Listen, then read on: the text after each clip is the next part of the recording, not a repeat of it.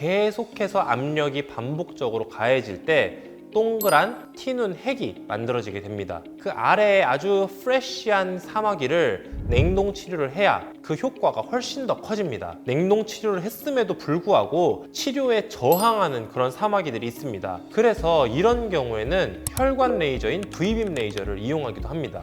안녕하세요, 피부과 전문의 박준영입니다. 자녀분들의 손이나 발에 생기는 사마귀 치료로 병원에 내원하시는 분들이 굉장히 많습니다. 또한 사마귀인데 티눈으로 오해를 해서 그냥 티눈 연고만 사다가 붙이면서 점점 커지거나 번지는 분들도 상당히 많습니다. 오늘은 이 손발 사마귀와 티눈, 감별법과 그 치료 방법에 대해서 총 정리해 보도록 하겠습니다.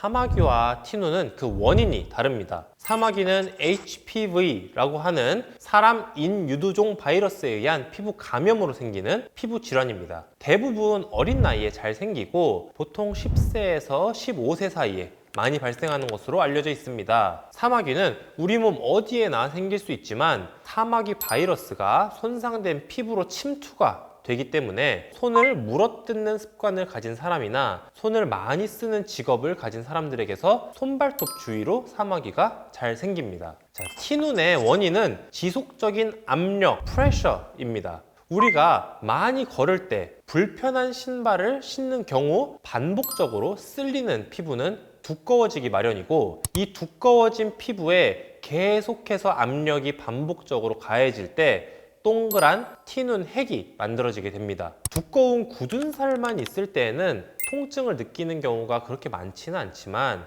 티눈에 핵이 있는 경우에는 걸을 때마다 통증을 호소하는 경우가 많습니다.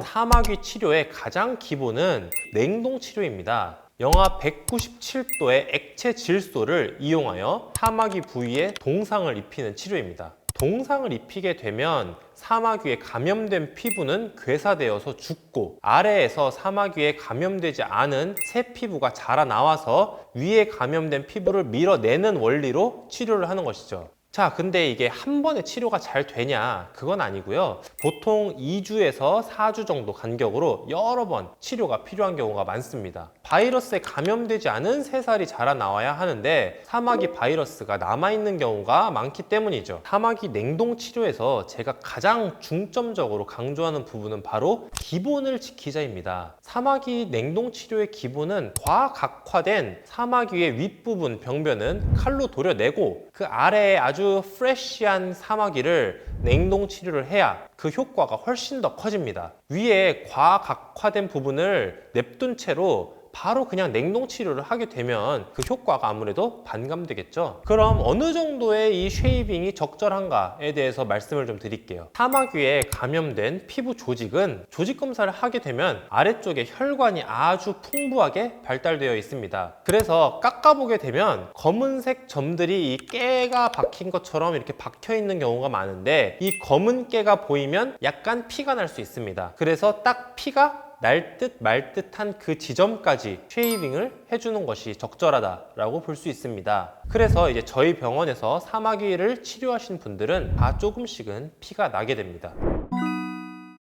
이렇게 2주에서 4주 간격으로 거의 10회 이상 냉동 치료를 했음에도 불구하고 치료에 저항하는 그런 사마귀들이 있습니다. 주로 손발톱 주위의 사마귀들이 그런 경우가 굉장히 많아요. 왜냐면은 이 손톱, 발톱 아래에 숨어서 아래쪽으로 파고들기 때문에 위에서 말씀드린 적절한 쉐이빙을 하지 못하는 경우가 많거든요. 그래서 이런 경우에는 혈관 레이저인 V빔 레이저를 이용하기도 합니다. V빔 레이저는 595나노미터의 파장을 가져서 혈관에만 선택적으로 작용하는 레이저거든요. 사마귀는 조직학적으로 보면 혈관이 아주 풍부한 조직이에요. 사마귀 아래쪽에 신생혈관이 상당히 많습니다. 이걸 이용해서 사마귀 치료에 활용하는 것이 바로 V빔을 이용한 사마귀 치료입니다. V빔 혈관 레이저를 아주 강한 에너지로 쏘게 되면 혈관만 선택적으로 파괴되기 때문에 사마귀 아래쪽의 혈관이 다 터져서 괴사되게 됩니다. 그래서 혈관이 없어진 사마귀는 굶어 죽게 되는 원리이죠.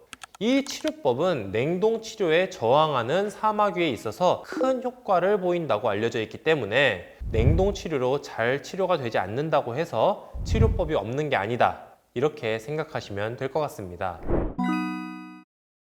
자, 티눈이 생기는 원인은 반복적인 압력과 마찰이라고 설명을 드렸어요. 사실 티눈 치료도 사마귀와 대동소이합니다. 위에 과각화된 두꺼운 굳은 살을 칼로 깎아내고 아랫부분을 냉동 치료를 해주는 것이죠. 그런데 티눈 환자분들께는 제가 꼭 말씀드리는 것이 있습니다. 압력 해소가 안 되면 티눈은 재발한다라는 것입니다. 압력 해소라는 게 별다른 건 아니고요. 그 부분에 과도한 체중 부하와 마찰을 피해주는 생활 습관입니다. 우선 저는 슬리퍼, 크록스, 밑창이 딱딱한 구두 이런 것들은 착용하지 말라고 말씀을 드리고요. 항상 두꺼운 스포츠 양말, 런닝화를 착용하라고 권고드립니다. 이것만 해도 사실 2~3개월 뒤에 훨씬 좋아지는 분들이 많습니다. 그리고 티눈, 굳은 살이 있는 부위에 통증이 너무 심하다 하면 메디폼과 같이 폭신폭신한 그런 드레싱 제제를 붙이고 생활을 하시면 그 부분의 압력을 좀 줄여줄 수 있습니다. 또 우리 그 다이소에 보면은 티눈 링이라고 도넛 모양의 제품을 판매합니다. 저는 그 제품도 압력 해소에 큰 도움이 되고 착용하실 수 있으면 착용하라고 말씀드립니다.